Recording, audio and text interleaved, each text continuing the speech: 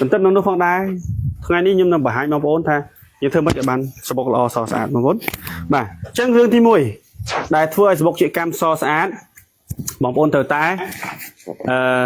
ផ្ទះរបស់យើងគឺយើងសង់អំពីអាគារថ្មនេះប្រភេទអញ្ចឹងគេហៅថាសំណង់រឹងអញ្ចឹងអាគារថ្មវាល្អប្រសើរជាងអាគារដែលយើងសង់អំពីសំណង់ទុនស័ង្កសីឬក៏ផ្ទះឈើអញ្ចឹងទៅណាបងប្អូនបាទអញ្ចឹងអាគារថ្មនេះគឺគុណសម្បត្តិរបស់វាអាចរក្សាបាននូវសំណើមសីតុណ្ហភាពយើងងាយគ្រប់គ្រងរួមទាំងសត្វល្អិតផងដែរណាបងប្អូនយើងងាយគ្រប់គ្រងយើងងាយរកឧទាហរណ៍ដូចមិនអញ្ចឹងផ្ទះគាត់មានកដោចូលចឹងមានកដោចូលបើសិនបើជាផ្ទះឈើផ្ទះស័ង្កសីវាមានកន្លោះប្រឡុកប្រឡោះប្រហោងកន្លុកកលៀតច្រើនវានឹងប្រឈមយើងនឹងពិបាករកបងប្អូនបាទអញ្ចឹងកត្តាដែលនាំឲ្យសម្បុកល្អសស្អាតគឺវាពាក់ព័ន្ធទៅនឹងសំណើមជាមួយនឹងសីតុណ្ហភាពដូចគ្នាដែរអញ្ចឹងតែបើកាលណាមានសីតុណ្ហភាពស្អាតអត់ល្អគឺសម្បុកវារៀងផើតផតអត់ពេញរូបអត់ពេញរាងអត់ពេញលក្ខណៈរបស់វាស្អាតទេបាទប៉ុន្តែបើផ្ទះថ្មគឺសម្បុកមូលខ្លំស្អាតដូចខាងក្រុមការងារគាត់បានបង្ហាញសម្បុកមកអញ្ចឹងគឺវាពេញណាវាពេញល្អបាទវាពេញល្អបាទអញ្ចឹងផ្ទះថ្មគឺយើងអាចរក្សាបាននៅចំណុចហ្នឹងហើយសំណើមក៏ល្អដែរបាទយើងបាញ់ទៅគឺវាអត់ងាយនឹងហួតហែកអស់ដូចផ្ទះស័ង្កសីឬក៏ផ្ទះឈើទេណាបងប្អូនបាទអត់ដូចផ្ទះស័ង្កសីឬផ្ទះឈើទេបាទអញ្ចឹងអាគារណាចំណុចទី1គឺរឿងពាក់ព័ន្ធនឹងអាគាររបស់យើងគឺយើងត្រូវតែបើអាចមានលទ្ធភាពគឺយើងសង់ពីអាគារសំណង់រឹងអាគារថ្មទៅណាបងប្អូនទីជាភេទផ្ទះឈើយើងអាចកែច្នៃធ្វើផ្ទះជាកម្មធ្វើបានអត់អីទេគ្រាន់តែថាសម្បុកយើងមិនបានស្អាតដូចគេមិនបានពេញលក្ខណៈដូចគេក៏តម្លៃរបស់យើងមិនបានល្អដូចគេដែលជាផ្ទះថ្មសម្បុកគេស្អាតដែរណាបងប្អូនបងនេះបាទចំណុចទី2តាក់ទិនទៅនឹងចរន្តខ្យល់អញ្ចឹងផ្ទះជាកម្មបងប្អូនដឹងហើយថានៅក្នុងផ្ទះជាកម្មដូចខ្ញុំឡាយបង្ហាញជូនបងប្អូនមិញអញ្ចឹងគឺវាមានអាចកម្មនៅក្នុងហ្នឹងអញ្ចឹងជាកម្មវានៅហ្នឹងវាជួសអាចដាក់អញ្ចឹងអាចរបស់វាគឺមានជាតិអាម៉ូញ៉ាមានជាតិអាម៉ូញ៉ាខ្ពស់បាទអញ្ចឹងបើកាលណាដែលវាត្រូវជាមួយនឹងចំហាយទឹកបាទគឺវានឹងបំភាយជាតិអាម៉ូញ៉ានឹងឡើងអញ្ចឹងជាតិអាម៉ូញ៉ានឹងអាម៉ូញ៉ាវានឹងឡើងទៅលើណាទៅស្តុបនៅខាងលើម្ដុំផ្ទៃកន្លែងឈើរបស់យើងឬកន្លែងសបុករបស់យើងបើកាលណាផ្ទះយើងចរន្តខ្យល់អត់ស្អាតអត់ចរន្តខ្យល់យើងដើរល្អទេជាតិអាម៉ូញ៉ានោះវានឹងធ្វើឲ្យសបុករបស់បងប្អូនប្រែពណ៌ពីសបុកសទៅជាសម្បុកពណ៌លឿងឬក៏ពណ៌កាអំពៅអីជាដើមហ្នឹងអញ្ចឹងវាជាហេតុធ្វើឲ្យសម្បុកមិនស្អាតណាបងប្អូនដូចតែពួកខ្ញុំធ្វើរហងៃយើងប្រើប្រព័ន្ធ effect នេះគឺចរន្តខ្យល់របស់វាធ្វើការល្អវាធ្វើឲ្យផ្ទះរបស់បងប្អូនអស់គ្នាគឺចូលទៅមានអារម្មណ៍ថាមានផាសុខភាពមិនឈួលអាចមិនថប់ដង្ហើមហើយសម្បុកតិចកម្មគឺសស្អាតស្ទើរតែគ្មានរោមណាបងប្អូនអរគ្នាស្ទើរតែគ្មានរោមអញ្ចឹងរឿងចរន្តខ្យល់គឺសំខាន់ណារឿងចរន្តខ្យល់គឺសំខាន់តែដែលប្រើទៅយោសបុកបានធំស្អាតបន្តិចក៏ប៉ុន្តែมันបានលឿងទេតើយឺតបន្តិចបេះមិនទាន់វាដាក់ពងឡើងវិញបានតែ2ជុំគឺសបុកគឺឡើងលឿងល្អមើលអត់យល់ទេណាបងប្អូនបាទអញ្ចឹងពាក្យពន្ធនឹងចរន្តខ្យល់គឺសំខាន់បាទចំណុចទី3ការថែទាំគឺសំខាន់ហើយការថែទាំនឹងទៀតសោតខ្ញុំធ្លាប់ចែករំលែកបងប្អូនហើយគឺបងប្អូនអរគ្នាត្រូវអនុវត្តប4ណាប4គឺមានអីបោះបូមបាញ់បេះអញ្ចឹងបោះនឹងបោះឲ្យគេអញ្ចឹងដល់ពេលដែលបងប្អូនចូលផ្ទះជាកម្មបងប្អូនត្រូវបោះសម្អាតដូចជាពីងពីងដូចជាសត្វល្អិតដូចជាដង្កូវស្រោមដែលនៅតាមជញ្ជាំងគឺបងប្អូនត្រូវសម្អាតវាឲ្យស្អាតណាបងប្អូនបាទចំណុចទី2គឺបូមគឺបូមអច្ចកម្មអញ្ចឹងអច្ចកម្មដូចខ្ញុំនិយាយខាងដើមវិញថាអច្ចកម្មកាន់តែច្រើនជាតិអាម៉ូញ៉ាវាឡើងខ្ពស់ណាបងប្អូនជាតិអាម៉ូញ៉ាឡើងខ្ពស់វានឹងប៉ះពាល់សបុករបស់យើងអញ្ចឹងយើងការថែទាំគឺជាការរួមចំណែកធ្វើឲ្យសបុករបស់បងប្អូនស្អាតដូចគ្នាដែរអញ្ចឹងពេលដែលបងប្អូនចូលផ្ទះជាកម្មគឺយើងត្រូវប្រើម៉ាស៊ីនបូមធូលីសម្រាប់បូមកុំបោះបើយើងបោះដោយដៃអាជាតិធូលីដែលយើងបោះហុយហ្នឹងវានឹងឡើងទៅទុំឡើងទៅតោងជាមួយនឹងសបុកជាកម្មរបស់យើងក៏ប៉ះពាល់ទៅដល់ការរស់នៅរបស់ជាកម្មរបស់យើងពិសេសគឺប៉ះពាល់ដល់កូនជាកម្មផងដែរបាទ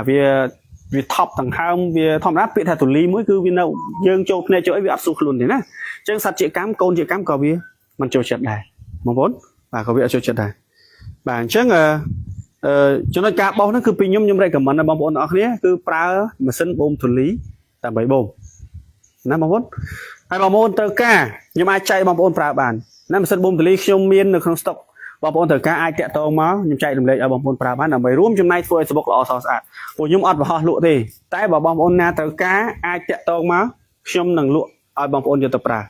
ណាខ្ញុំនឹងលក់ឲ្យបងប្អូនយកទៅប្រើបាទចំណុចមួយទៀតគឺបាញ់ចឹងបាញ់ហ្នឹងយើងបាញ់អី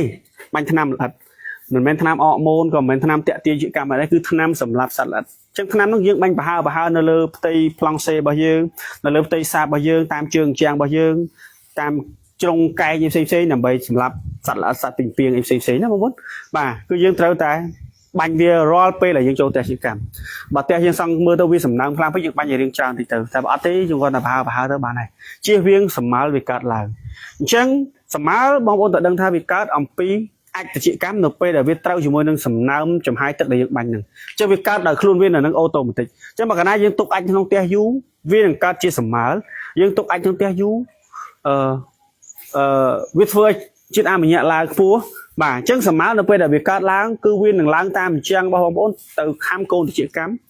ធ្វើឲ្យកូនតិចកម្មងាប់ឬក៏ធ្វើឲ្យសបុករបស់បងប្អូនប្រែពណ៌ពីសទៅជាខ្មៅដែលយើងចំណាំហៅថាសបុកខ្មៅពោះសបុកខ្មៅពោះហ្នឹងភាគច្រើនគឺផ្ទះក្នុងសបោសម្មាលវាទៅខំកូនជាកម្មឲ្យងាប់ណាបងប្អូនបាទអញ្ចឹងមូលហេតុវាគឺអញ្ចឹងបាទមួយទៀតពាក់ព័ន្ធនឹងធ្វើឲ្យសបុកល្អសស្អាតគឺតេតិនទៅនឹងការបេះសបុកអញ្ចឹងការបេះសបុកបងប្អូនត្រូវមាន schedule ត្រូវមានកាលវិភាគនៃការចូលបេះបងប្អូនឲ្យបានទៀងទាត់ណាឲ្យបានទៀងទាត់កុំនឹកឃើញចូលបានចូលនឹកឃើញចង់ទៅបេះបាទទុកឯងទៅណាទៅណីបានតិចមិនចង់បេះទេចាំឲ្យបានច្រើនបងប្អូនគិតចឹងខុសហើយតែជាកម្មយើងចូលសបុកណាទៅបេះបានយើងបេះមិនសមវាបានយើងអាចបានសបុកល្អសស្អាតបើបងប្អូនខ្ជិលធម្មតាគឺវាអត់រងចាំបងប្អូនទេណាពេលវេលាពីដើរទៅមុខទៅចាំថាសបុកតិចកម្មនៅក្នុងផ្ទះតិចកម្មកាន់តែយូរសបុករបស់វាកាន់តែប្រែពណ៌ណាបងប្អូនកាន់តែប្រែពណ៌បាទអញ្ចឹងមានមួយបេះមួយមានពីរបេះពីរអ្វីដែលយើងឃើញថាអាចបេះបានបងប្អូនបេះមកខ្ញុំបេះអញ្ចឹងដូចផ្ទះខ្ញុំអត់តន់មានសត្វចាខ្ញុំបេះម្ដង5សបុកខ្ញុំបេះ10សបុកខ្ញុំបេះឲ្យតែសបុកនោះខ្ញុំអាចបេះបានយើងបេះយកមកព្រោះយើងភ្លេចបន្តិចវានឹងមកពងដាក់វិញណាបងប្អូនវានឹងពងដាក់វិញអញ្ចឹងវាឡើងសបុកវិញហ្នឹងវាឡើងពីរដងហើយវាពងដាក់2ដងអញ្ចឹងពងដាក់2ដងនៅក្នុងផ្ទះវាយូរអញ្ចឹងវានឹងប្រែពណ៌ទៅជាពណ៌កាកអំពៅពណ៌លឿងអញ្ចឹងលក់អត់បានថ្លៃទេហើយពិសេសគឺវាអាចប្រែទៅជាសបុកដែលខ្មៅពោះទៀតអញ្ចឹងណាបាទអញ្ចឹងបងប្អូនត្រូវតែសំបន្តិចម្ដងបាទចំណុចចុងក្រោយចំណុចទី4ការរក្សាទុកសបុកអញ្ចឹងសបុកជាកម្មរបស់យើងមានលក្ខណៈល្អសស្អាតគឺវាពាក់ព័ន្ធជាមួយនឹងការថែរក្សាសបុកទុកផងដែរអញ្ចឹងសបុកជាកម្មបងប្អូនដែលបេះពីផ្ទះជាកម្មទៅសូមកុំយកទៅហាលថ្ងៃណាបងប្អូនយើងហាលថ្ងៃគឺវាធ្វើឲ្យសបុកបងប្អូនប្រែពណ៌លឿនណាបាទបងប្អូនយកទៅបងប្អូនដាក់នៅលើកេសស្នោនៅលើអីដែលស្អាតហ្នឹងមកយើងវែកវាឲ្យស្រួលបួលមកបាទហើយយើងបើកកង្ហាលបក់ទៅណាខ្ញុំឃើញបងប្អូនយើងខ្លះដាក់លើក្រោលើសាប់មើលទៅវាដូចជាអាក្រក់មើលព្រោះរបស់ញ៉ាំណាអញ្ចឹងយើងដាក់ឲ្យមានរបៀបរបបនេះទៅបើយើងក្រាកាទេឬក៏តង់កស៊ូយើងដាក់ថ្មីមកបាទក្រាវាស្អាតមកហើយយើងបើកកង្ហាលយើងនឹងបក់សឹមទៅឲ្យវាស្ងួតចាំបងប្អូនទុកវាយើងចង់រក្សាទុកបានយូរយើងដាក់នៅទីត្រជាក់ណាអាចក្នុងបន្ទប់ដែលមានម៉ាស៊ីនត្រជាក់ឬក៏នៅក្នុងទូទឹកកកប៉ុន្តែមិនមែននៅក្នុងទូកកតើបងប្អូនបាទអញ្ចឹងយើងដាក់វាឲ្យស្រួលចឹងមកជើងសបុករបស់យើងអាចរក្សាទុកបានយូរអាចរក្សាពណ៌បានល្អណាបងប្អូនបាទអញ្ចឹងសម្រាប់ប្រធានបទថ្ងៃនេះពាក់ព័ន្ធទៅនឹងសបុកល្អសស្អាតខ្ញុំសូមចែករំលែកបងប្អូនត្រឹម4ចំណុចប៉ុណ្នេះបាទសម្រាប់បងប្អូនយើងហើយបងប្អូនយើងមានអ្វីបន្ថែមពិសេសលើសនេះទៀតបងប្អូនយើងអាចបន្ថែមបានណាហើយអរគុណពុកម៉ែបងប្អូនទាំងអស់គ្នាសម្រាប់ការតាមដានទស្សនាការ live នេះ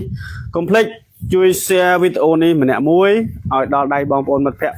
របស់បងប្អូនទាំងអស់គ្នាដែលជាម្ចាស់ផ្ទះជាកម្មឬក៏អ្នកដែលកំពុងតែចាប់អារម្មណ៍ទៅលើវិស័យមួយនេះឲ្យពួកគាត់បានទទួលនៅព័ត៌មានពិសេសនេះមួយផងដើម្បីជួយជំរុញឲ្យសម្បុកជាកម្មនៅកម្ពុជារបស់យើងទទួលបាន